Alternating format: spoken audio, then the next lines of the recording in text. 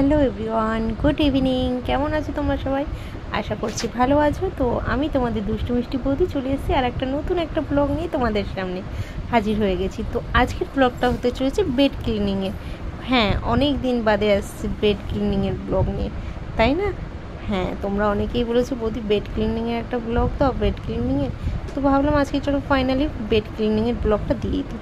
তো দেখো, এখনও মশারি খোলা হয়নি। এদিকে গুড ইভিনিং বলছি কেন বলো তো, কারণ দুবেলা মশারিটা টানিয়ে শুয়েছিলাম। এখন এত মশা হয়েছে না চারিধারে, প্রচণ্ড পরিমাণে মশা হয়েছে, কেন জানি না। তোমাদের ওদিকে কেমন মশা হয়েছে বলো তো? আমাদের এখানে কিন্তু প্রচণ্ড পরিমাণে মশা।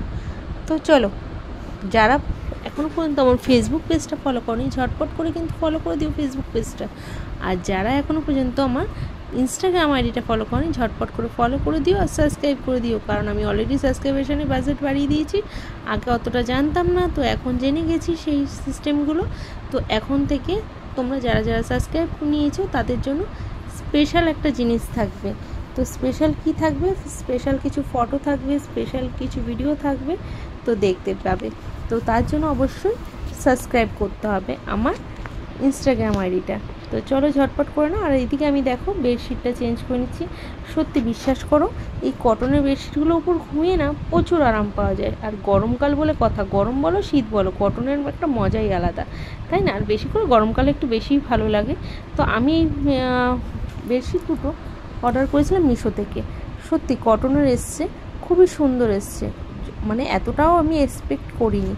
বাট জানো তো, আজকে একটা পার্সেল খুলেছিলাম, আমি একটা সুন্দর একটা ইয়েলো কালারের টপ অর্ডার করেছিলাম। বাট আজকে আমার সঙ্গে একটা স্ক্যাম হয়ে গেছে। ইয়েলো কালারের তো টপ আসেইনি, উল্টো ব্ল্যাক কালার একটা অন্য একটা ধরনের ড্রেস চলে এসছে।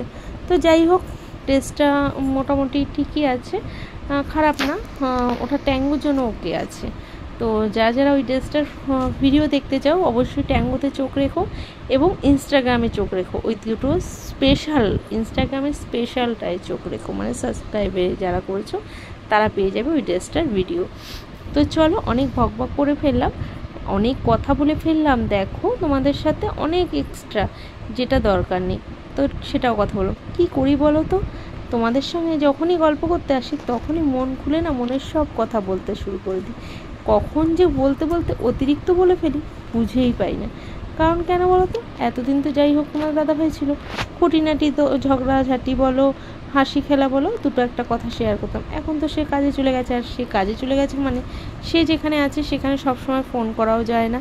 যখন সে ফ্রি হয় তখন সে ফোন করে, আর ফোন করেও না বেশিক্ষণ কথা বলার টাইম পাই না, খুব জোর হয়তো 2-5 মিনিট। সংসারে কী হয়েছে কি না হয়েছে, ছেলে কী করছে, কি ছেলের সঙ্গে হয়তো 10 মিনিট কথা বলে, আমার সঙ্গে আর কথা বলা হয়ে ওঠে না। আর আমার সঙ্গে আরও কথা বলারও কেউ নেই যারা আমার সঙ্গে কথা বলবে। আর সত্যি কথা কি, আগে না বড্ড সবার সঙ্গে মিশতে ভালোবাসতাম, কথা বলতে ভালোবাসতাম। এখন যত বয়স বাড়ছে জানি না কেন আমার যেন লোকের সঙ্গে কথা বলতে মিশতে ভয় করছে। আগে কিন্তু এই জিনিসটা ছিল না, এখন বড্ড হয়েছে। কেন বলো তো, অনেক ধাক্কা খেয়েছি না, ধাক্কা খেয়ে খেয়ে এখন লোককে বিশ্বাস করতে ভুলে গেছি, আর লোকের সঙ্গে কথা বলতেও ভুলে গেছি, ভয় করতে শিখে গেছি এখন। আগে ভাবতাম কি, মানুষের সঙ্গে কথা না বলে কি করে সময় কাটে, মানুষ কি করে মুখ বন্ধ করে সময় কাটায়, এটা ভাবতাম। এখন ভাবি যে ঠিকই করে, মানুষ যারা কথা কম বলে তারা সব থেকে ভালো করে। তো এই কথা অতিরিক্ত বলার জন্য অনেক সময় অনেক বিপদে পড়েছি। কেন বলো তো, আমি তো মন খুলে সবার সঙ্গে কথা বলি, কিন্তু সবাই তো সেটা হয় না। তো সবাই ওই জিনিসটাকেই অন্য রূপে নেয়। তো যাই হোক, অনেক কথা দেখলে ডান্স করে নিলাম একটু পাগলের মতন। আর তোমরা তো সকলেই জানো আমি ডান্স তো পারি না, মানে গানটা শুনে শুনে না কাজ করতে আমার খুব ভালো লাগে। গান শুনে শুনে কাজ করলে কখন যে কাজ শেষ হয়ে যায় বোঝাই যায় না।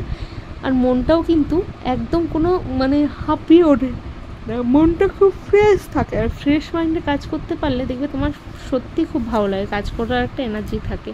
তো গান শুনতে শুনতে কাজ করলে না বেশ এনার্জি থাকে। তো টিভিতে গান হচ্ছিলো আর আমি একটু একটু নাচছিলাম। তো যাই হোক, আমি তো আর অতটা নাচ পারি না। তোমরা অনেকেই দেখি, আমি অনেকে রিলস দেখি খুব সুন্দর সুন্দর নাচে, অনেক হেলদি চেহারার মেয়েরাও নাচে। বাট আমার না অনেক শখ ছিল নাচার, কিন্তু কোনোদিন হয়ে ওঠেনি। যাই হোক, আবার এই কথাতে অনেকে অনেক কিছু উল্টোপাল্টা কমেন্ট করবে। দেখো, ছোটোবেলায় সবাই ছোটো ছিলে, ছোটো থেকে আস্তে আস্তে বয়স হয়েছে। তো অনেকেই বলবে হয়তো এই কমেন্টটা, এই যে বুড়ো বয়সে নাচছি। দেখো, আমি এখন বুড়ো হয়েছি, নাহলে আগে তো আর বুড়ো ছিলাম না, তখন আমার নাচার কথা বলেছি, তখন খুব শখ ছিল, সবাই যখন স্কুলে পারফরমেন্স করতো আমারও দেখে খুব ভালো লাগতো, মনে হতো করি। কিন্তু কথায় আছে না, চাইলেই তো সব কিছু করা যায় না, কিছু কিছু সময় অর্থের দিকেও তোমাকে করতে হবে। তো যাই হোক, কিছু আর করার নেই, অনেক স্বপ্ন মানুষের স্বপ্নই থেকে যায় চোখে, কোনো দিন পূরণ হয় না। সেরকম আমার কিছু স্বপ্ন আছে যেগুলো কোনো দিনই পূরণ হবে না, আমি জানি।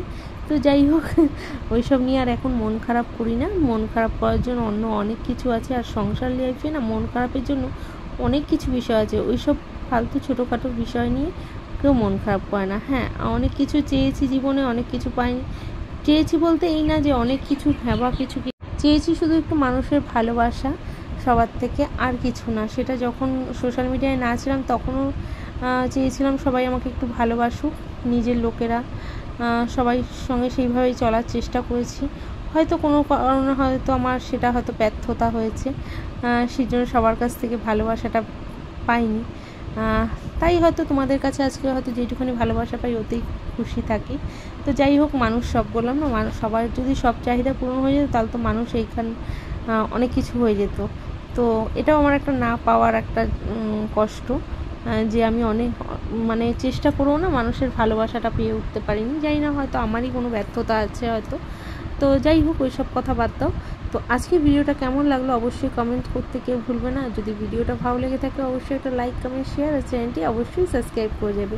যারা নতুন বন্ধু তাদের জন্য অনেক স্বাগত, যারা পুরনো বন্ধু তাদের জন্য অনেক ভালোবাসা, কারণ তারা ভালোবাসা আর সাপোর্ট করেছে বলেই আজকে আমি এই জায়গাটায় দাঁড়িয়ে আছি।